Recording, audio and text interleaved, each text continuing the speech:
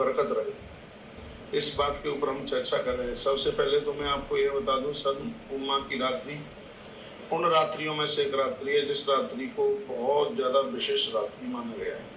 जिस प्रकार से दुर्गाष्टमी है, भगवान श्री कृष्ण की जन्माष्टमी है, महादेव जी की शिव महारात्रि है, उसी में से ये सद पूर्णिमा की रात्रि है। ये आप सबको पता है, गोपियों को भगवान ने इसी रात्रि में महाराज में दर्शन देकर के उन्हें कृतकृत किया था। इस रात्रि से ही ये समझ लिए, सद पूर्णिमा से ही हल्की हल्की सी ठंड आरंभ हो जाती है।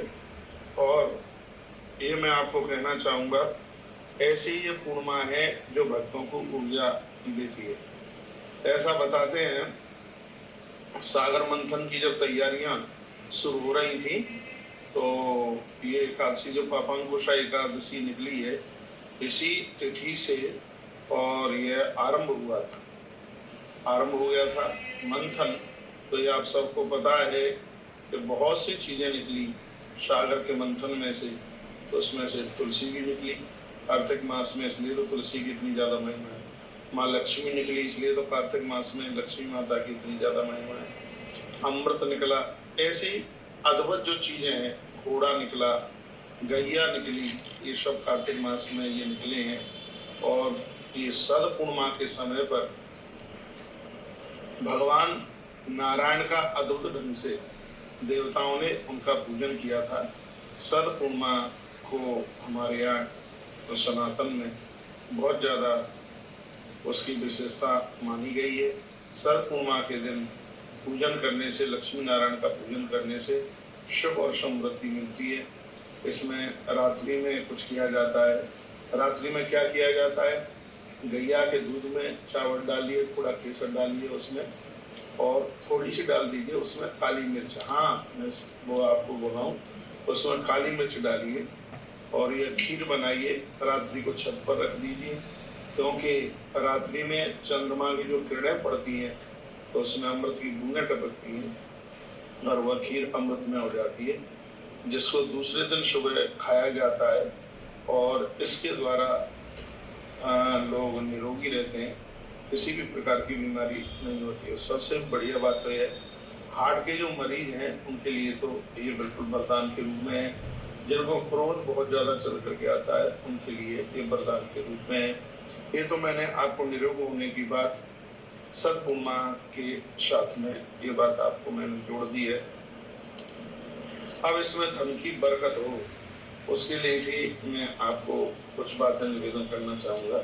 सद पूर्णिमा की रात्रि को आप कुछ विशेष पूजा करें, विशेष आराधना करें। क्या करें इसमें आप बेल पत्र की पूजा करें।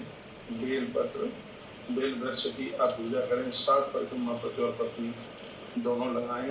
1 लोटा में जल भरें, उसमें गौ माता का कच्चा दूध डालें और उसको ऐम ह्रीम ओम ऐम ह्रीम ह्रीम श्रीम महालक्ष्मी नमः, इस मंत्र के साथ में वह जल बेल की जड़ों में आप डाल दें और आपके शरीर की जितनी लंबाई है उतना बड़ा कलावा आप बेल की पिंडी के ऊपर यानी उसके तने के ऊपर उसमें आप बांध दें। घी का दिया जलाएं और आपसे बन जावे तो एक लक्ष्मी स्तोत्र का पाठ सुना करके आप वहीं बेल के पास में नीचे बैठ करके लक्ष्मी स्तोत्र का पाठ सुना करके आ जाएं।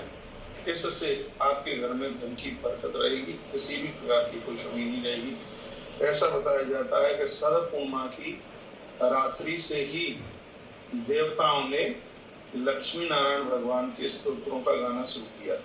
यही सद पूर्णिमा की रात्रि थी जहाँ इंद्र ने लक्ष्मी माता को प्रकट करने के लिए लक्ष्मी स्तोत्र का पाठ किया।